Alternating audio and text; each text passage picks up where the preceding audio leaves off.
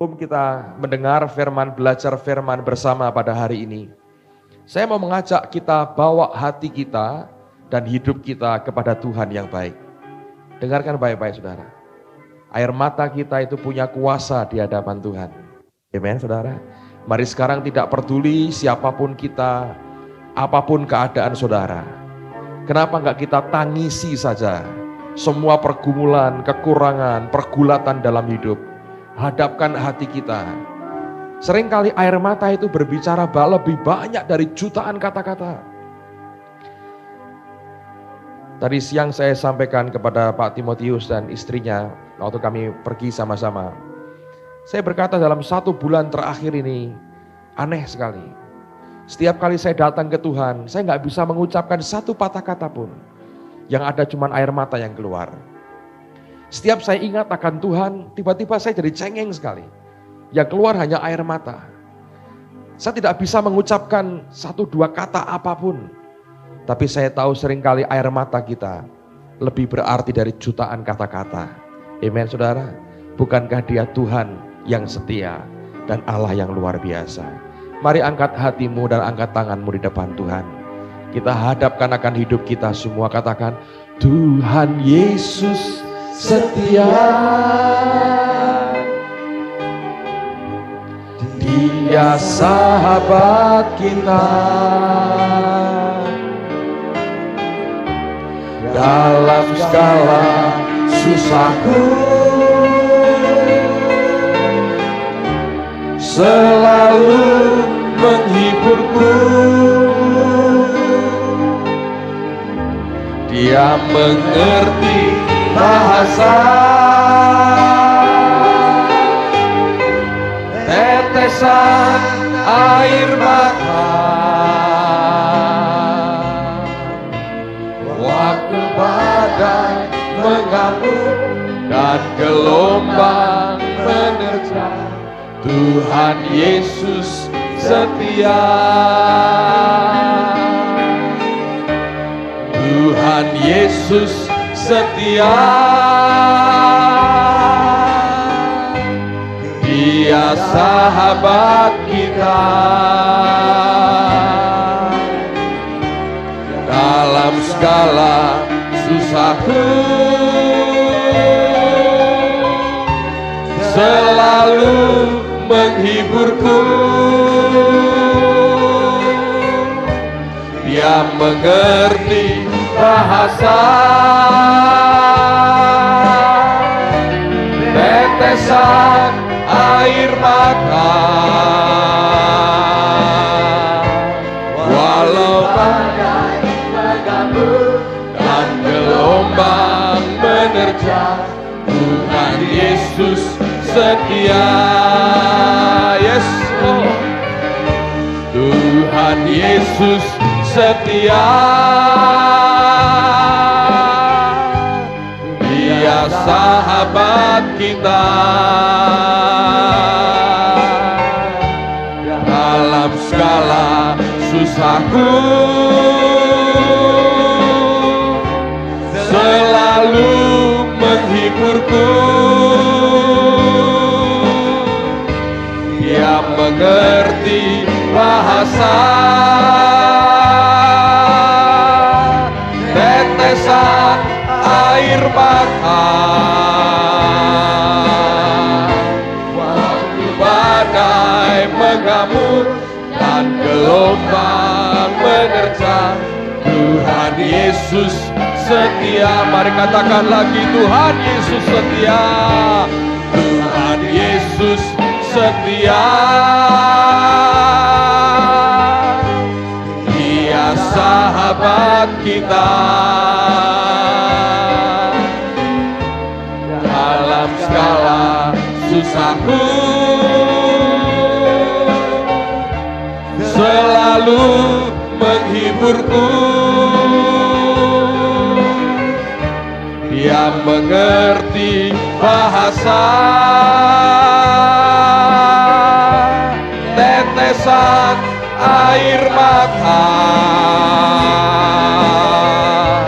waktu badai mengamuk dan gelombang menerjang. Tuhan Yesus setia. Katakan sekali lagi, Tuhan Yesus setia. Tuhan Yesus setia. Dia sahabat kita. Terima kasih Tuhan. Dalam segala susahku Selalu menghiburku. Dia mengerti bahasa tetesan air mata. waktu badai mengganggu Dan gelombang menerjang. Tuhan Yesus. Setia. Apakah perasaan yang keluar itu karena kita mengasihi Dia? Ataukah mungkin karena rasa syukur kita? Atau mungkin karena pergumulan yang terlalu berat? Atau apapun saudara. Seringkali kalimat kita tidak bisa mengartikulasikan dengan baik akan segala gejolak perasaan kita. Tapi kita bersyukur Dia mengerti bahasa tetesan air mata kita.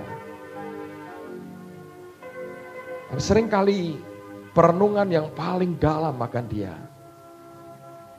bukan dikeluarkan ketika orang sedang berteriak dan melompat, tapi dalam ketenangan, dalam kesendirian, ketika tetesan air matanya yang mengalir, dan Allah melihat hati, dan Dia tahu ada sesuatu yang dalam yang kita sedang sampaikan kepadanya. Mari angkat tanganmu sama-sama saudara. Hamba berdoa dalam nama Tuhan Yesus. Tuhan, Engkau mengajar kepada anak-anak-Mu hari ini, supaya kami sungguh mengenal akan hati-Mu Tuhan. Engkau Allah yang tahu bahasa tetesan air mata kami. Dan itu yang sesungguhnya Engkau baca, Engkau lihat setiap kali kami datang kepadamu. Hari ini hamba berdoa demi nama Tuhan Yesus. Dan sampaikan isi hati-Mu kepada setiap kami. Dalam nama Tuhan Yesus. Dan semua yang percaya berkata, amen, amen. Ada dorongan Tuhan dalam hati untuk menyampaikan sesuatu yang berbeda dengan yang tadi pagi saya sampaikan. Coba buka Lukas pasal 15. Saya ingin baca dari ayat yang ke-11 sampai dengan ayat yang ke-32 atau ayat yang terakhir. Tuhan mengajar sesuatu yang menarik di sini dan saya ingin sampaikan dan bagikan buat saudara. Sebab Dia Allah yang luar biasa. Lukas 15, perhatikan pada ayat yang ke-11. Judulnya perumpamaan tentang anak yang hilang. Yesus berkata lagi, ada seorang mempunyai 2 anak laki-laki. Kata yang bungsu kepada ayahnya, Bapa, berikanlah kepadaku bagian harta milik kita yang menjadi hakku. Lalu ayahnya membagi-bagikan harta kekayaan itu di antara mereka. Beberapa hari kemudian anak bungsu itu menjual seluruh bagiannya itu, lalu pergi ke negeri yang jauh. Di sana ia memboroskan harta miliknya itu dengan hidup berfoya-foya. Setelah dihabiskannya semuanya, timbullah bencana kelaparan di dalam negeri itu, dan ia pun mulai melarat. Lalu ia pergi dan bekerja pada seorang majikan di negeri itu. Orang itu menyuruhnya ke ladang untuk menjaga babinya. Lalu ia ingin mengisi perutnya dengan ampas yang menjadi makanan babi itu, tetapi tidak seorang pun yang memberikannya kepadanya. Lalu ia menyadari keadaannya, katanya, betapa banyaknya orang upahan Bapakku yang berlimpah-limpah makanannya. Tetapi aku di sini mati kelaparan. Aku akan bangkit dan pergi kepada bapakku dan berkata kepadanya, Bapa, aku telah berdosa terhadap surga dan terhadap Bapa.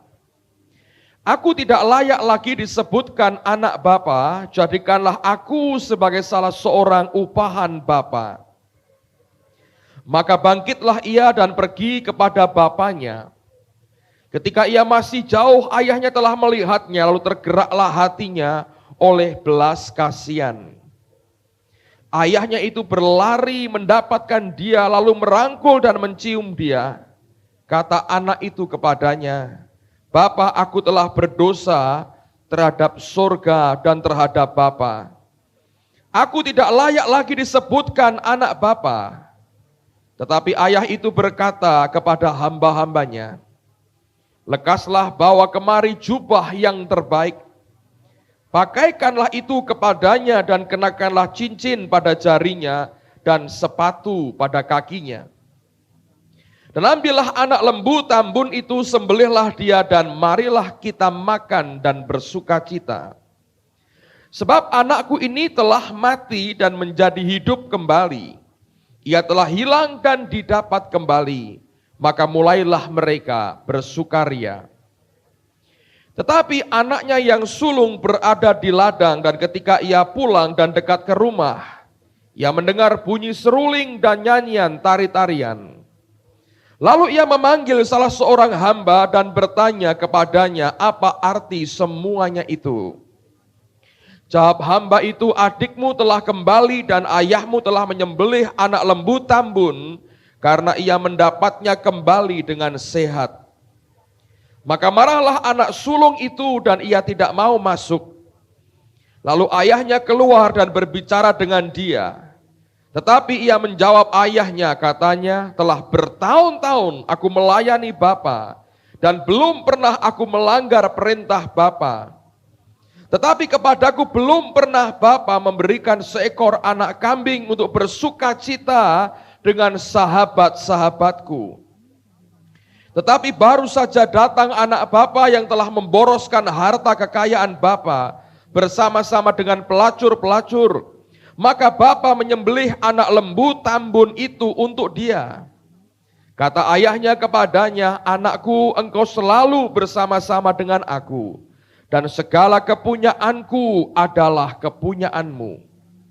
Kita patut bersukacita dan bergembira, karena adikmu telah mati dan menjadi hidup kembali. Ia telah hilang dan didapat kembali.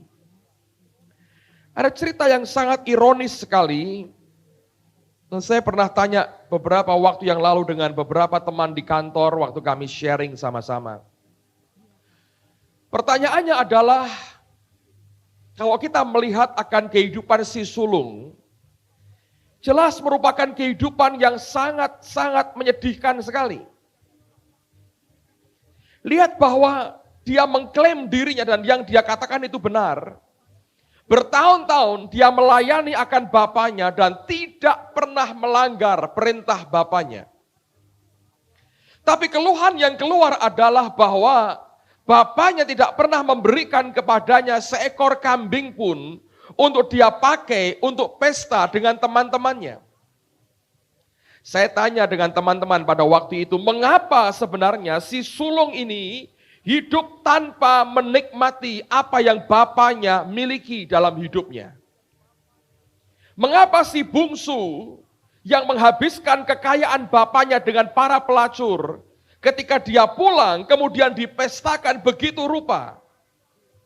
Bukankah bertahun-tahun si bungsu ini menyakiti hati bapaknya, mengecewakan bapaknya? Sementara si sulung dengan setia dan dengan tekun bekerja untuk bapaknya, tapi tidak pernah seekor kambing pun katanya diberikan kepadanya untuk dia bersukacita dengan sahabat-sahabatnya.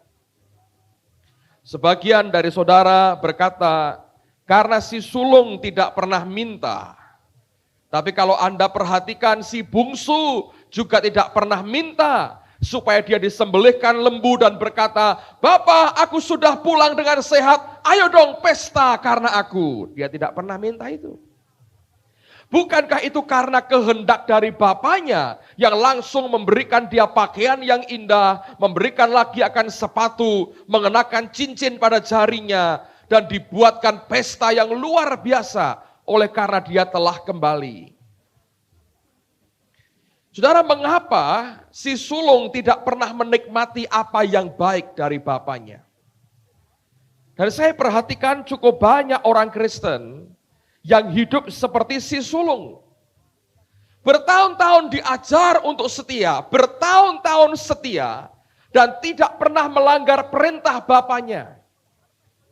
Tapi kalau kita melihat kenyataan kehidupannya, jauh dari kemenangan dan jauh dari membuktikan bahwa dia anak dari Bapa di surga.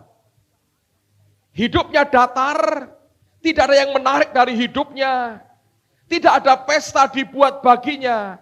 Tidak ada orang yang bersuka cita karena dia. Tapi dia bertahun-tahun setia dan tidak pernah melanggar perintah bapaknya. Pada suatu kali ketika saya baca akan ayat ini, pertanyaan itu sebenarnya diajukan Roh Kudus kepada saya, mengajar saya untuk merenungkan kembali akan ayat ini. Seringkali ketika Tuhan mengajar sesuatu, dia mulai dengan pertanyaan, saudara. Dan selalu saya tidak pernah bisa memberikan jawaban. Oleh karena itu setiap kali dia mengajukan pertanyaan, yang muncul sebenarnya hanya kehausan dan kelaparan saya akan kebenaran. Sehingga saya berkata, Tuhan ajarkan itu kepadaku dan buka suatu sisi dari kebenaran ini yang Engkau ingin tunjukkan kepadaku. Dan pagi itu ketika saya merenungkan akan ayat ini, Roh Kudus mengajarkan sesuatu yang sangat sederhana. Dan saya ingin sampaikan buat saudara pada malam hari ini. Saya menyiapkan sesuatu yang saya sampaikan tadi pagi. Tapi Roh Kudus berkata, aku ingin kau sampaikan bagian Lukas 15 ini. Karena ini yang aku ingin sampaikan kepada umatku. Sekali lagi saya hanya saluran, saya hanya mentaati apa yang dia perintahkan. Dan saya tahu ini merupakan sesuatu yang penting buat kehidupan saudara. Ketika saya renungkan akan kisah yang sudah sering kita baca dan kita tahu ayat ini dipakai banyak untuk penginjilan. Roh Kudus mengatakan, lihat ada dua macam tipe hubungan yang muncul dan lahir yang dilakukan oleh si sulung dan si bungsu. Dan masing-masing pribadi itu punya sifat, karakteristik hubungan yang berbeda satu dengan yang lain. Si sulung itu mengalami yang namanya hubungan formal antara dia dengan bapaknya. Dan hubungan formal itu dia lakukan dengan setia. Dia tahu bahwa dia harus setia kepada ayahnya. Dia tahu dia harus setia dengan pekerjaan yang Tuhan berikan kepada dia. Dia tahu, dia mengerti akan berbagai macam perintah Tuhan dan tidak ingin menyakiti hati bapaknya dan dia tidak pernah mencoba untuk melanggar perintah ayahnya. Oleh karena itu dia berkata, bertahun-tahun aku melayani Bapa dan tidak pernah aku melanggar perintah Bapa dan apa yang dia katakan tidak dibantah oleh bapaknya. Sungguh dia lakukan itu bertahun-tahun dengan setia. Tapi rupanya hubungan yang terjalin antara si sulung dengan bapaknya adalah hubungan formal. Dia lakukan semua seperti sebuah mesin yang menjalankan akan tugasnya. Nah, apakah mesin tidak bekerja? Oh ya, dia bekerja. Tapi dia bekerja dengan mekanik yang sangat rutin. Dan dengan formal sekali dia lakukan bagiannya. Kalau Anda mungkin datang ke sebuah pabrik minuman misalnya, Anda akan lihat seringkali muncul di televisi bagaimana botol-botol berjalan digerakkan oleh mesin, lalu kemudian ada bagian yang untuk mengisi air, lalu ketika sampai di bagian itu, air masuk penuh, lalu kemudian diangkat lagi selangnya, botol bergerak lagi, lalu kemudian ditutup, gerak lagi, kemudian diseal, gerak lagi, kemudian diberi apa, gerak lagi, sampai di packing, semuanya mekanik sekali. Dan itu terjadi dengan formal, rutin, bergerak seperti mesin. Berapa banyak orang Kristen yang hidupnya sebenarnya dalam hubungan dengan Allah lebih bersifat formal. Memang betul pada mulanya dia lahir baru. Betul pada mulanya dia menikmati sesuatu yang ilahi. Tapi kemudian oleh karena banyak hal, dan terbanyak adalah karena ketidakmengertiannya. Lalu kita menyembah Allah, kita berjalan, kita hidup sebagai orang Kristen formal, hari demi hari, rutinitas seperti itu yang kita jalani. Memang benar kita setia, memang benar kita mencoba hidup yang baik dan tidak pernah melanggar perintah Bapaknya. Tapi sisi lain juga benar, hidupnya kering dan tidak menikmati apa yang Bapaknya sediakan bagi dirinya.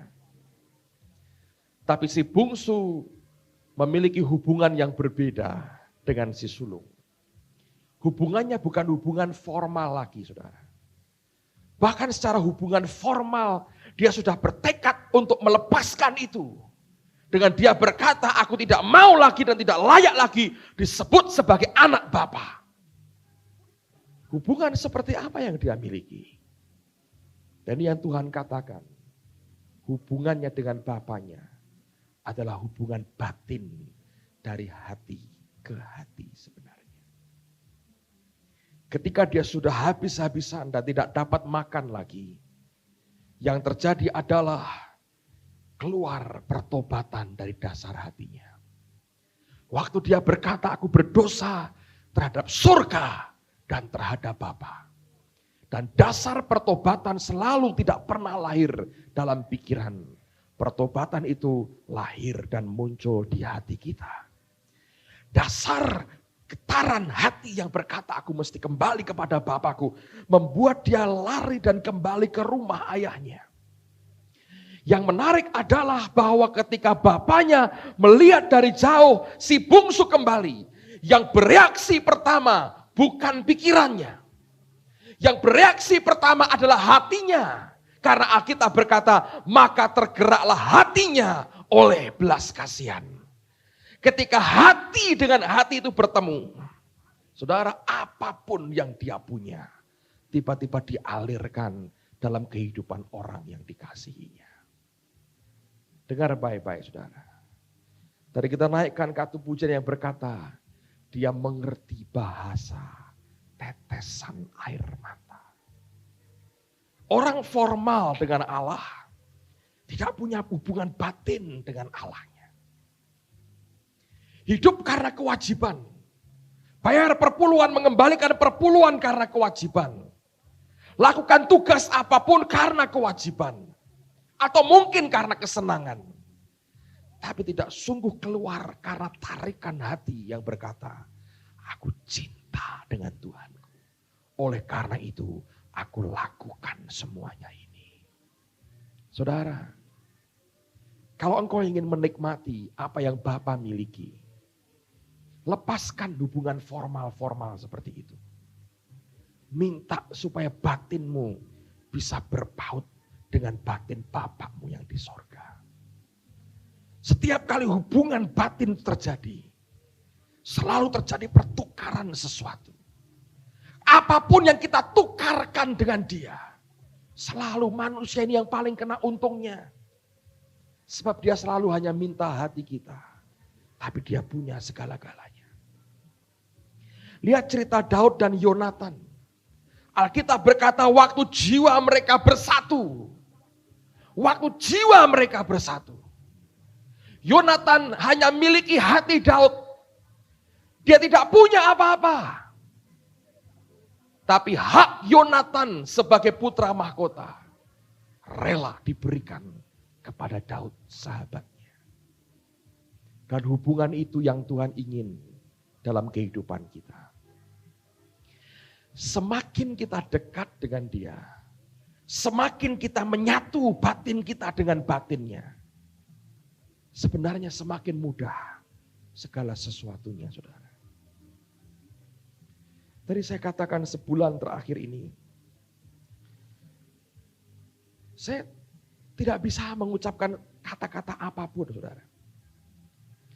Bahkan setiap kali saya kendarai mobil sendiri atau dengan siapapun, setiap kali saya ingat Tuhan, teringat akan dia, yang ada cuman air mata ini mencoba terus mau keluar. Saya berkata kepada istri saya, kenapa saya jadi cengeng sekali sekarang. Apapun tiba-tiba dengan begitu gampang, air mata itu bisa keluar. Dan saya berkata, Tuhan, kalau selamanya seperti ini pun aku mau. Karena ekspresi yang keluar ini lebih dari jutaan kata. Yang mungkin aku bisa desain untukmu. Tapi ungkapan perasaan ini jauh lebih berarti dari jutaan kata-kata. Orang Kristen selalu terjebak pada formalitas. Sehingga tidak sedikit yang kemudian jadi agamawi sekali. Kebenaran yang kemudian diformalkan, itu membuat kita agamawi, saudara. Suatu pengalaman rohani yang baik, lalu kemudian kita formalkan, itu akan membuat kita jadi agamawi.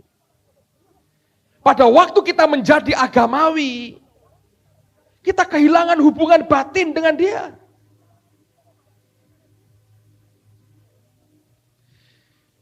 Coba perhatikan kalau kita punya anak, dan anak-anak kita hanya memiliki hubungan formal dengan kita. Di sekolah, anak saya yang paling kecil sudah mulai sekolah di playgroup. Dia tirukan caranya waktu dia sekolah, saudara. Dia pulang sekolah, dia cerita dengan saya, Papa, aku sekolah. Terus diajari apa? Hormat sama bu guru. Lalu dengan gaya Jepang dia berkata, selamat pagi ibu guru. Terus dia balik lagi, selamat pagi teman-teman.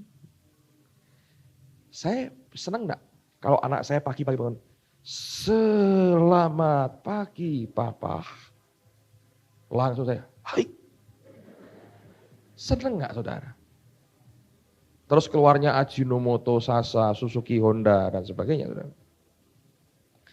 Saya lebih senang dia datang dengan iler, dengan ompolnya, dan cium saya, daripada selamat pagi mamah.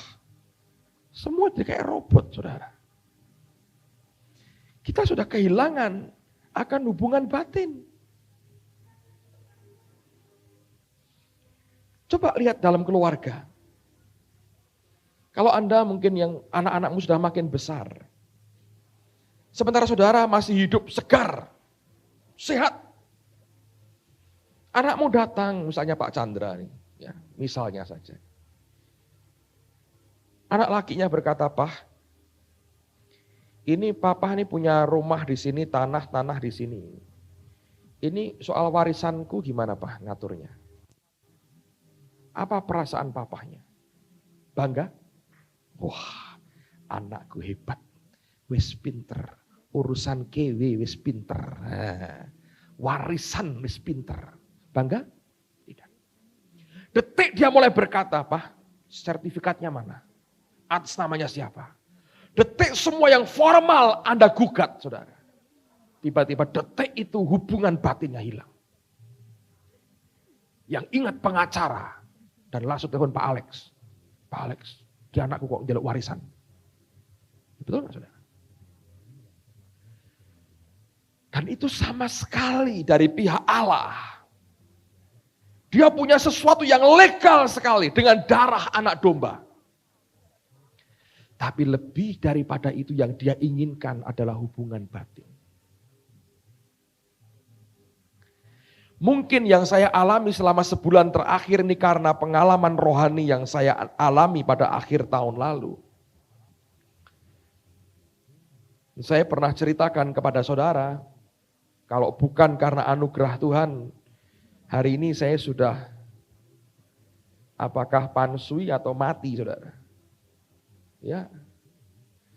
Pada hari kita buat upacara pemakaman untuk Pak Samuel Elkana.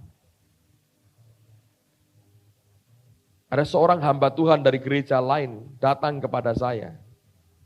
Dan dia mengajukan pertanyaan begini, Pak, Bapak ini ada apa sebenarnya? Saya bilang, ya ada sesuatu. Kenapa? Saya balik tanya kenapa? Dan dia cerita, bulan November dan Desember Pak, 5 kali saya mimpi Bapak. Saya bilang, hebat sekali sampai dalam mimpimu, saya berkata begitu. Tapi dia ngomong serius. Dan dia berkata begini, saya mimpi 5 kali, mimpinya sama. Mimpinya apa? Saya bilang, saya lihat Bapak pergi jauh sekali. Dan dia berkata dia ngerti. Wah, ini mau mati nih Pak Petrus Agung. Setiap ketemu dengan teman yang tahu bergereja di tempat ini, mereka tanya, Pak Petrus gimana? Baik, gak apa-apa. Tapi dia bilang 5 kali aku ngimpi seperti itu.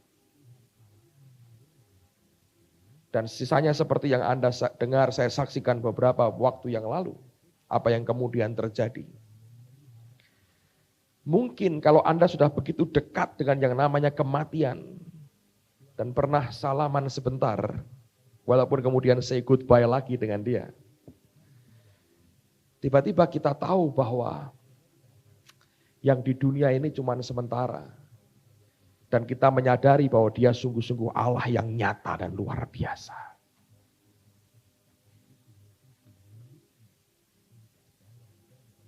Dan kemudian batin kita bisa mungkin lebih diikat lebih dalam lagi dengan dia. Dan akhirnya kita tahu hubungan seperti itu yang membuat kita menikmati banyak hal dalam hidup kita. Dia mengerti bahasa tetesan air mata kita. Amen, saudara. Saya tidak tahu tipe hubungan apa yang Anda sedang miliki dengan Tuhan dalam hari-hari ini. Tapi kalau saudara bisa memilih, saya bisa berkata, pilihlah, minta supaya batinmu itu diikat satu dengan batinnya. Inginilah hati yang sampai engkau mengalami jatuh cinta, gila-gilaan dengan Tuhan. Setiap kali kemanapun engkau pergi, engkau teringat akan Tuhan. Engkau bukan teringat sesuatu yang formal, tapi engkau dikuasai oleh kasih yang luar biasa. Paulus pernah berkata, apakah yang bisa memisahkan kita dari kasih Kristus? Aniaya, ketelanjangan, kekurangan apa? Tidak ada. Kalau antara batin kita dengan batinnya diikat dalam hubungan penuh kasih, sungguh-sungguh engkau tidak bisa dipisahkan lewat apapun, saudara. Hari-hari ini merupakan hari-hari terakhir sebelum Yesus datang kali yang kedua. Saya melihat gereja di Indonesia ini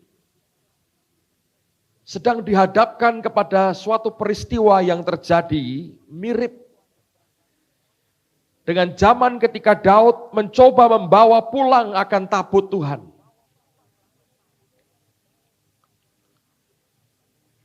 Dan Alkitab berkata dia menari dengan sekuat tenaga. Tapi dia perlakukan Tuhan dengan cara yang salah. Kereta yang membawa tabut itu lembunya tergelincir. Dan Usa mencoba mengulurkan tangannya. Menjaga jangan sampai tabut itu terguling. Tapi Tuhan marah dan dia disambar sampai mati. Daud marah sekali dengan Tuhan. Dan dia berkata, aku tidak bisa membawa tabut ini ke kotaku. Dan dia biarkan selama 3 bulan tabut itu disimpan di rumah Obed Edom.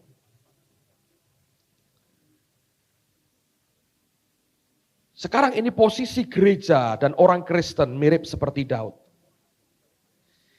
Kalau tadinya orang Kristen ini memuja-muja Tuhan, semua dari pendeta, pengusaha, pegawai, karyawan, apapun yang mengaku Kristen, mengangkat tangannya mengatakan aku ini adalah orang Kristen dan bersaksi di mana-mana. Sebelum krisis keuangan itu melanda, pengusaha-pengusaha memberikan dananya untuk pembangunan gereja, untuk penginjilan, untuk misi. Dengan begitu berapi-api. Persekutuan di mana-mana dibuat dan mereka berkata, aku ini adalah murid-murid Tuhan. Tapi kemudian zaman itu berubah dan sedang berubah sekarang. Tiba-tiba kekristenan itu bukan sekedar menjanjikan berkat. Tapi di dalamnya ada resiko mempertaruhkan segala sesuatunya. Termasuk nyawa. Kalau dulu orang berlomba-lomba cari rumah dekat gereja. Kalau kebaktian dekat. Sekarang tinggal sebelah gereja, ngeri-ngeri, tidak sedap. Sebab gereja di mana-mana jadi sasaran penghancuran. Dulu orang berbondong-bondong bangun gereja. Sekarang tidak lagi berminat. Karena itu tempat selalu jadi sasaran pembakaran dan pengerusakan. Dan salah-salah dirinya, usahanya, bisnisnya akan kena. Ketika keberadaan Tuhan itu juga mengandung resiko. Disitulah sebetulnya akan ketahuan siapa Tuhan dalam diri masing-masing kita yang sebenarnya.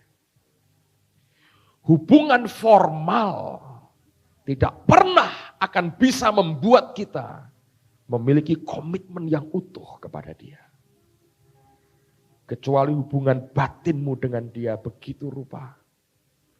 Sampai engkau berkata, aku jatuh cinta dengan Dia. Lihat hubungan suami istri, saudara. Ketika kasih mula-mulanya pudar, yang tersisa cuma hubungan formal kan. Sah menurut hukum. Anak-anak saya itu kadang-kadang aneh. Kalau lihat saya rangkul-rangkul istri saya, mereka cemburu, saudara. Lalu sambil bergurau saya berkata, ini istriku yang sah dan satu-satunya. Saya pakai yuridis formal, saudara. Tapi berapa banyak keluarga yang seperti itu? Kalau Anda mau tahu gambarannya hubungan formal. Menikah resmi. Tanda tangannya pakai spidol. Tebalnya luar biasa. Sah. Dibacakan undang-undang perkawinan. Sama pegawai catatan sipil. Kalau saya perhatikan itu enggak baca, sudah hafal dia. Cuma pura-pura gini-gini. Hafal. Hafal. Mengerti? Mengerti. Saksinya 2. Pakai dasi. Tanda tangan. Mantap. Sah.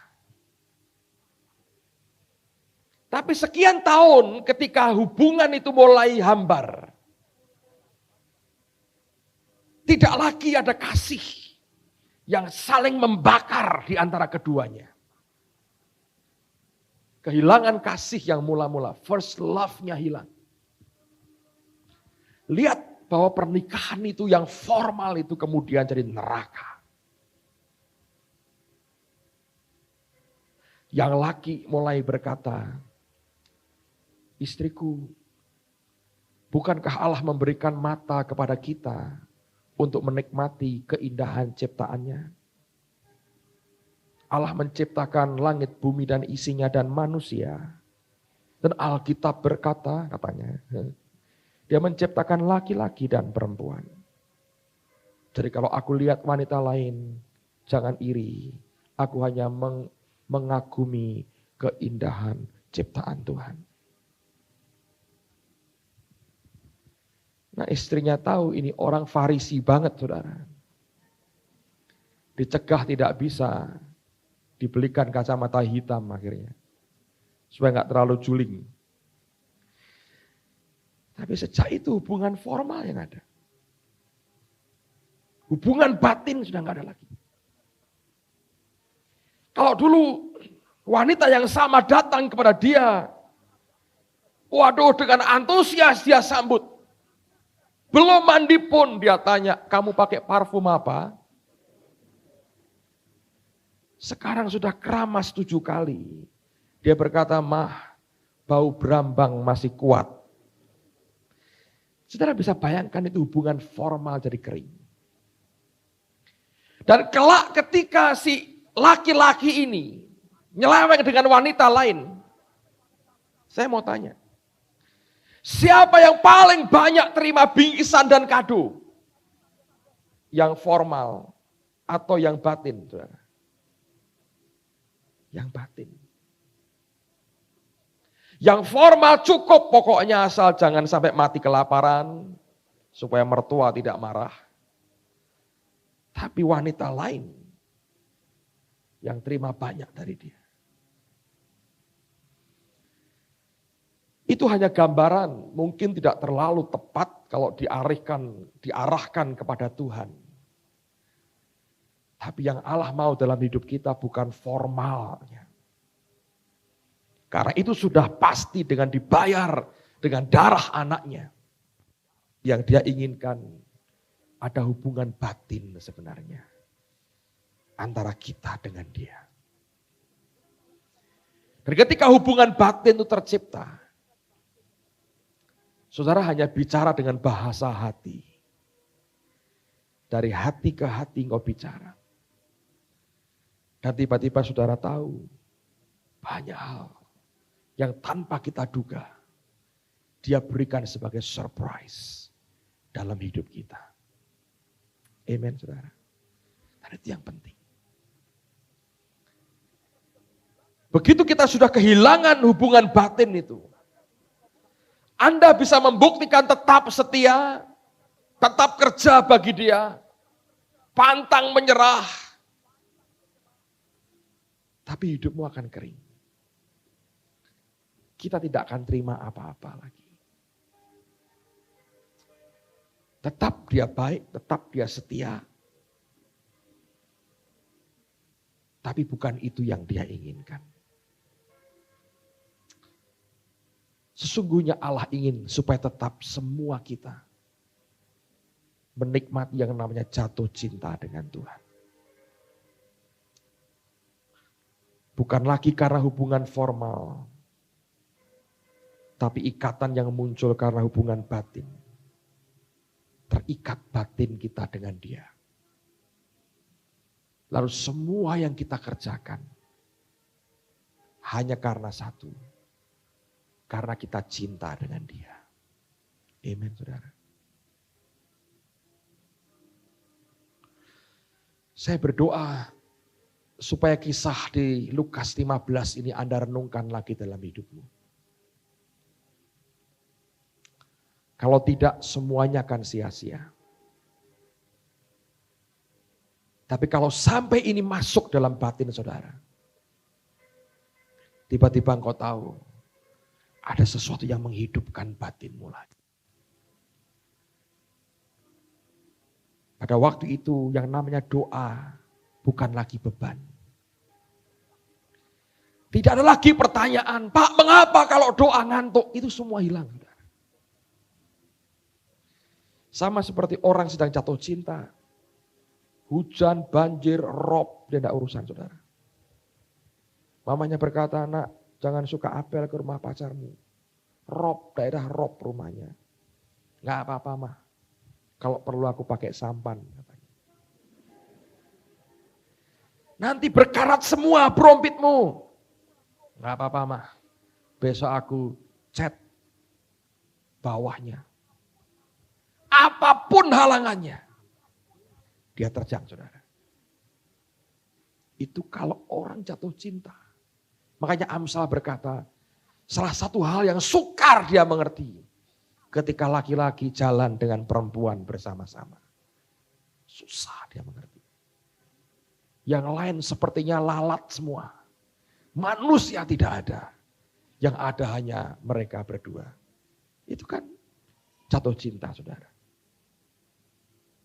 Tapi ketika semua itu hilang, formal, jadi beban. Begitu mereka sudah kawin sekian bulan, istrinya berkata, "Ayo antar ke rumah mami, rob," katanya. Mamahmu suruh beli pompa dulu. Jawabannya begitu, saudara. Hilang. Passionnya itu hilang, saudara. Hilang. Dengan Tuhan sama. Pak, baca Alkitab kok jadi malah ngantuk. Kalau passion kita hilang ya begitu. Formal. Hubungannya jadi formal. Orang-orang yang jatuh cinta itu, kalau pacarnya di luar kota, Pak Pos itu selalu jadi pahlawannya. Dan selalu dia berkata, kita harus menciptakan himne untuk tukang pos. Bukan himne guru, himne tukang pos katanya. Sebab surat itu yang ditunggu. Dan dia akan baca, dia akan baca, dia akan baca. Dan terus dia baca. Karena ada passion, ada cinta. Kalau itu hilang, semua jadi formal lagi. Ada teman yang counseling ketika dia akan menikah. Ada pertanyaan yang dia ajukan yang sempat membingungkan saya. Pak, bagaimana kalau sampai nanti saya tiba-tiba bosan dengan dia? Dan agaknya sudah mulai bosan, saudara. Dan saya tanya, lah kalau begitu, untuk apa kawin? Ya ini sudah kelamaan pacaran loh Pak. Tak tinggal eman-eman dan mesaki. Jadi sudahlah kita kawin. Formal. Dengan Tuhan kalau Anda dan saya tidak hati-hati, hubunganmu akan begitu saudara. Disitulah ketika engkau dengan dia formal, dengan yang lain engkau akan bersikap yang sama. Yang engkau kerjakan selalu yang ditanya adalah hakku apa, kewajibanku apa. Tapi kalau yang namanya jatuh cinta, hubungan batin, yang ada cuma memberi. Tapi begitu hubungan formal terjadi, hak dan kewajiban mulai dipertimbangkan. Tadi pagi saya ketemu dengan seorang hamba Tuhan yang saya ikut berduka cita dengan nasibnya. Tapi sampai hari ini mungkin dia belum bisa lolos dari semua itu. Dia pernah membantu seorang hamba Tuhan beberapa saat. Dan rupanya orang ini punya agenda tersembunyi sendiri.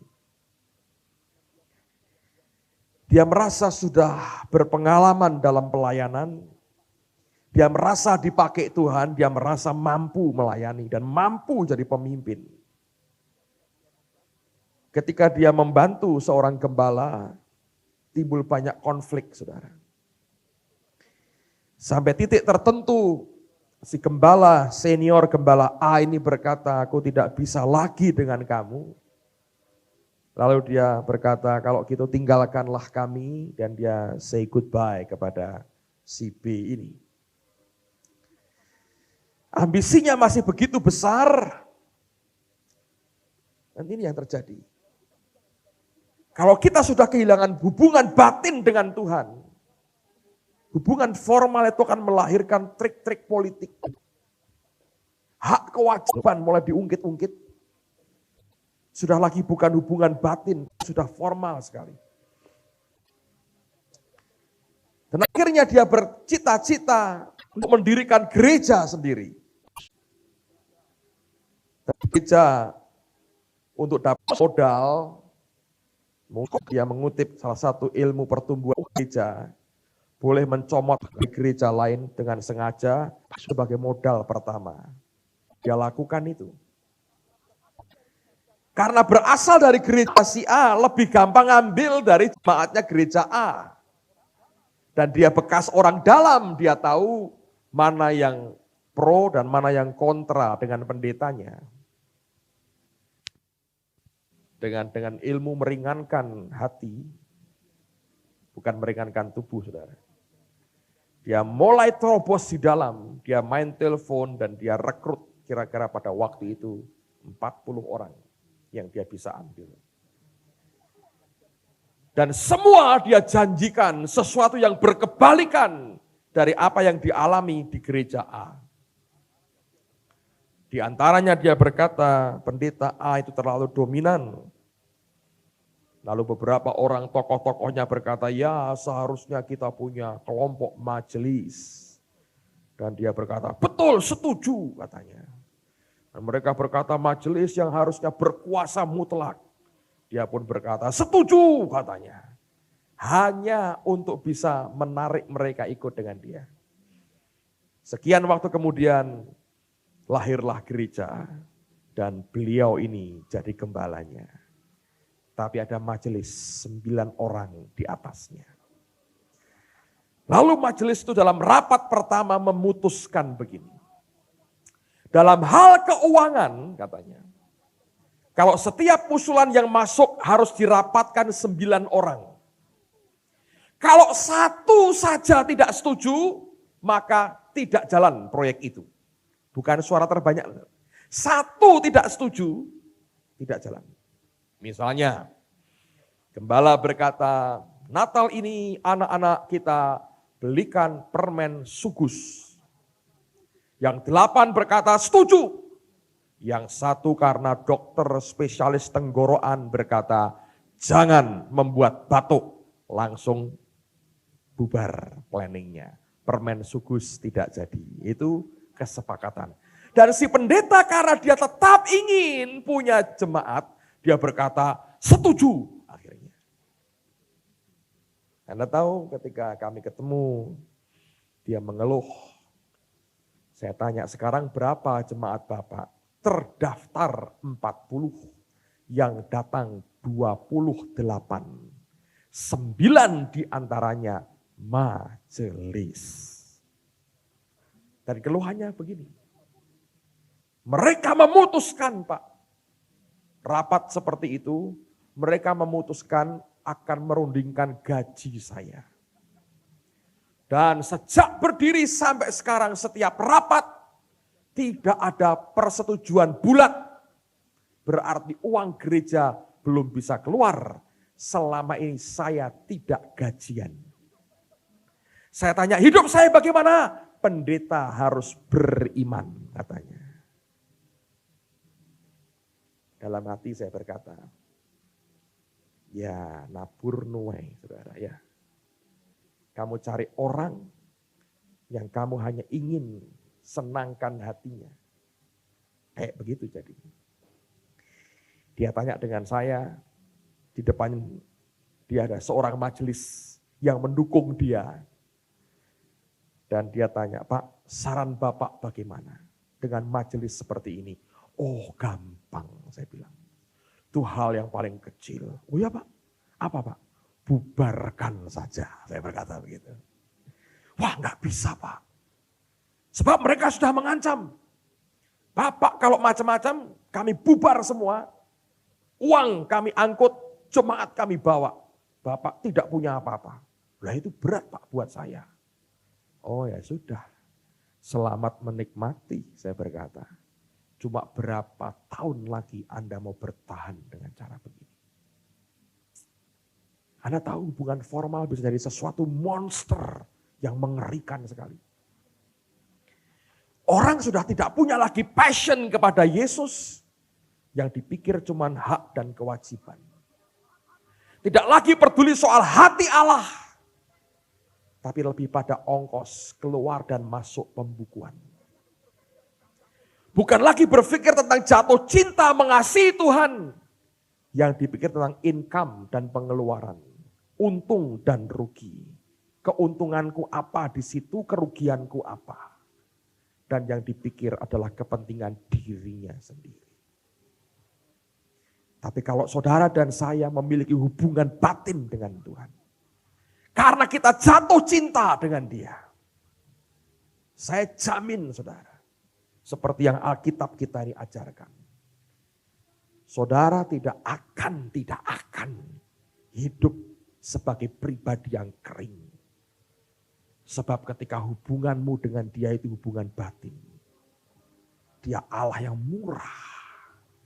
Dan dalam kemurahannya, dia ingin melihat kita tumbuh dengan benar dan sehat dan jadi terang bagi yang lain.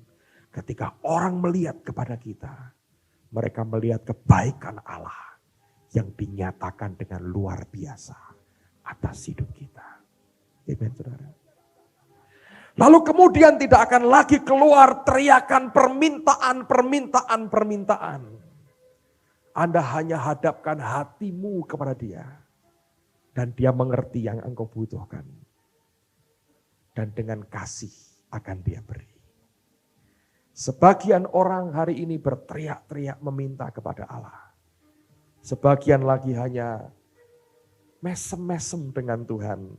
Batin dengan batin. Dan dia ngerti. Bahasa senyum kita pun dia mengerti. Bahasa batuk-batuk kecil kita pun dia mengerti. Saudara.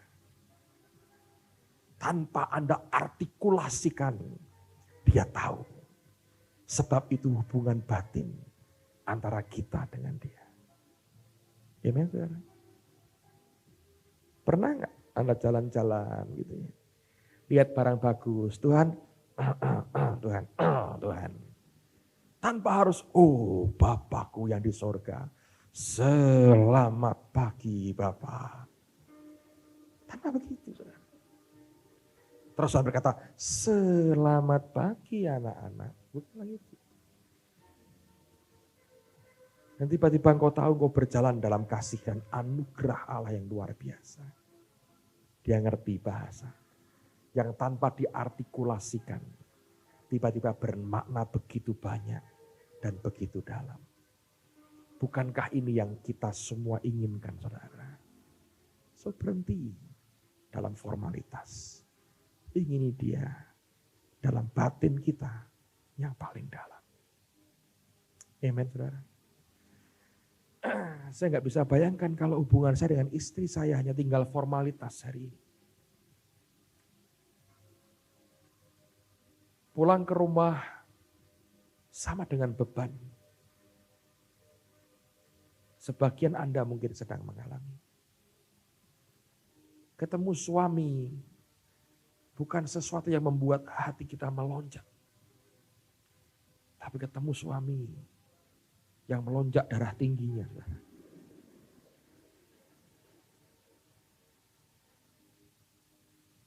Nah itu gawat. Yang darah rendah enggak apa-apa. Perlu ketemu yang begitu terus, saudara. Yang sudah tinggi. Masa mau tinggi-tinggi sekali, saudara. Kalau dengan Tuhan, hubungan batinmu kuat. Dengan sesama, dengan suamimu, dengan istrimu. Itu akan luar biasa. Kalau dengan dia sudah mulai kering. Dengan yang lain pun pasti akan kering. Itu saja. Sesederhana itu.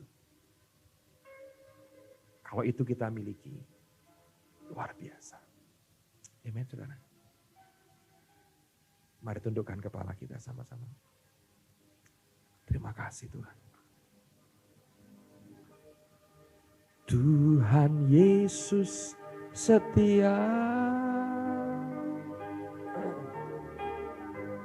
Dia sahabat kita. Dalam segala susahku, selalu menghiburku.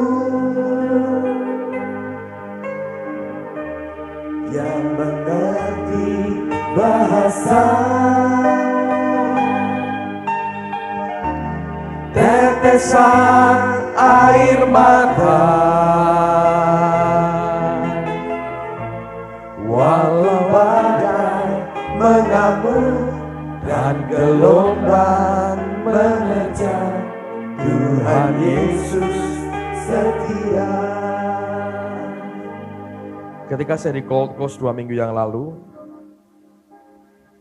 saya ketemu dengan seorang hamba Tuhan dari Sydney. Dan dia cerita, dia pernah tinggal di Gold Coast beberapa tahun. Dan dia belajar dari seorang hamba Tuhan, orang Australia. Bible study seminggu sekali. Dan pendeta Australia ini selalu ketika orang-orang yang akan Bible study ke rumahnya datang. Sambil teriak dari dalam rumahnya, dia berkata begini. Sudahkah engkau tanggalkan topengmu di luar? Dan saya rasa itu merupakan salah satu yang membuat kita tidak punya hubungan batin dengan dia. Saya gambar sesuatu yang menarik, saudara. Sudah saya buat, tidak saya tunjukkan, sayang. Nanti mulai minggu depan saya tempel di depan, saudara. Setiap kali kita datang ke Tuhan, kalau ini yang terjadi, saudara, hubungan batin tidak akan tercipta. Anda mau bertanya, bagaimana aku punya hubungan batin dengan dia? Simple. Setiap kali engkau datang kepada Tuhan, akhirnya juga harus permanen dilepas, saudara. Tapi pertama-tama setiap kali engkau datang ke Tuhan, coba belajar tanggalkan dulu topeng dalam hidup kita. Orang Kristen paling pinter pasang ini, saudara. Wajah cakil, topeng, serikandi.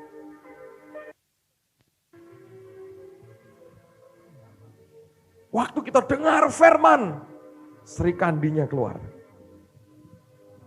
Pendeta turun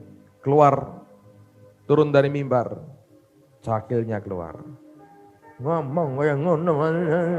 Gitu kan, saudara? Ya kan?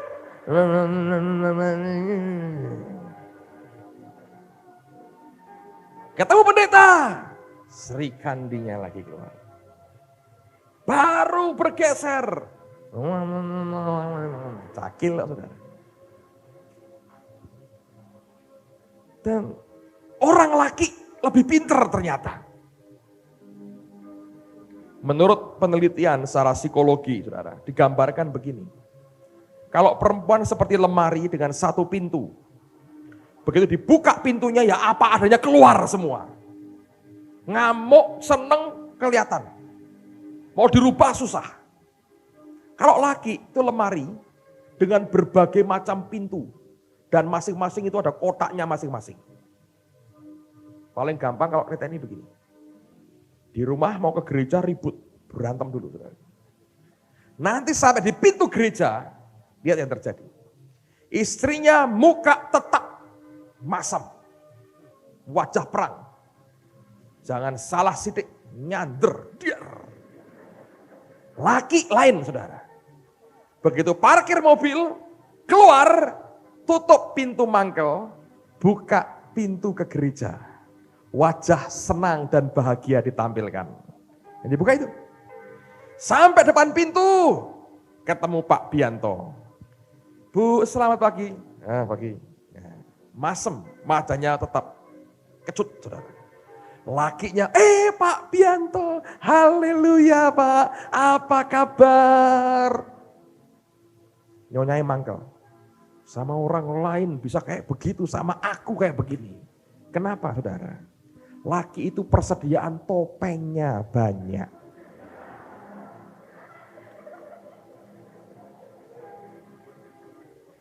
Ini sebetulnya antar laki dengan laki, yang perempuan jangan dengar, saudara. Sebab dia main di pikiran bukan di perasaan. Dia kontrol semua dengan pikirannya. Coba lihat. Nanti ketemu pembeli, lain lagi, saudara. Lain lagi ketemu pembeli. Sudah urusan bisnis semua selesai, pulang ke rumah, tutupi semua. Wajah istri masih begitu, ayo lanjutkan, buka lagi ngamuknya. Buang, rame lagi, saudara. Dia bisa keluarkan berbagai macam. Nah, karena kebiasaan dengan yang lain begitu, dengan Tuhan pun kayak begitu. Wajah Sri Kandi. Oh Tuhan, katanya begitu. Tuhan bilang buto cakil nada oh Tuhan. Dia lihat hati kita. Selama ini terus dipasang, hubungan batinmu gak pernah bisa tercipta. Kalau engkau berani tanggalkan ini, apa adanya. Lahir batin apa adanya. Tuhan lebih gampang berurusan dengan kita. Kalau Anda takut ngomong Tuhan aku takut. Anda tidak beriman ngomong Tuhan aku tidak beriman. Anda bimbang ngomong, Tuhan aku bimbang.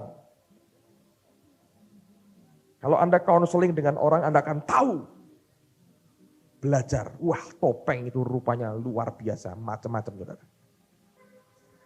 Dan orang Kristen paling pintar dibungkus dengan kata-kata rohani, sehingga apa? Kebutuhannya terjawab, tapi harga dirinya tidak jatuh.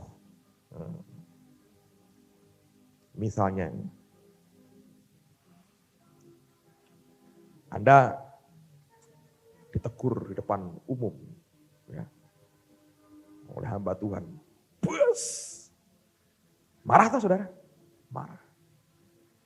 Tapi waktu di depan, haleluya, haleluya. Oh ya memang betul Tuhan itu baik, tapi mangkal di hati. Nanti ada counseling dengan hamba Tuhan. Counselingnya pasti gini, Pak saya marah Pak. Ditegur hamba Tuhan. Tidak bakal saudara. Dia akan tanya begini, Pak, Alkitab itu ngajarkan. Negur pertama berapa mata dulu Pak? Kan pribadi dulu ya Pak ya. Apakah Alkitab ngajar langsung ke umum? Dia ngomong kepada kita, oh tidak, harus 4 mata dulu. Oh begitu ya Pak. Kalau langsung ke umum keliru. Keliru Pak ya. Oh puji Tuhan, lo keliru toh. Ya, saudara. Tapi tidak pernah berani berkata, Pak aku sakit hati. Doakan sakit hati saya. Nah, dia pakai ini. Sehingga Allah tidak bisa menjalin hubungan batin dengan kita. Sebab ini terlalu banyak saudara. Minggu depan kalau Anda lihat hasil karya saya ini di depan saudara. Ingat satu hal. Kalau Anda datang berdua berhenti sebentar. Terus saling bertanya, sudah lepas? Sudah lepas? Lepas? Lepas? Dicek, saudara. Lepas? Lepas masuk gereja. Kalau belum, lepasin. Amen. Coba suami istri sekarang, coba dicek. Lepas belum? Teman-teman laki dengan laki, perempuan dengan perempuan, coba dicek dulu. Siapa tahu ada tempelan di sini. Coba dicek. Yang kencang sedikit itu loh saudara. Enggak berani tak? Enggak berani. Soalnya apa? Podo nganggo nih.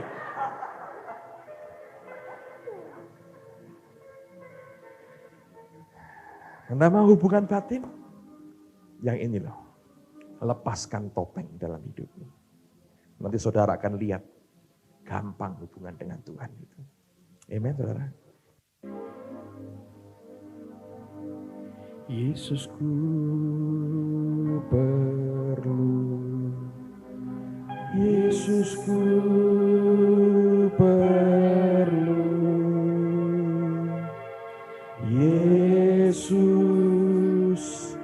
ya ku perlu, Yesusku perlu. Oh Yesusku perlu, Yesus ya ku perlu,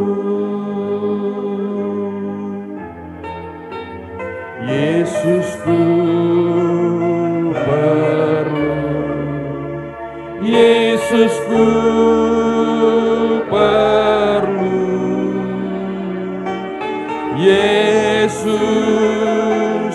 ya ku perlu,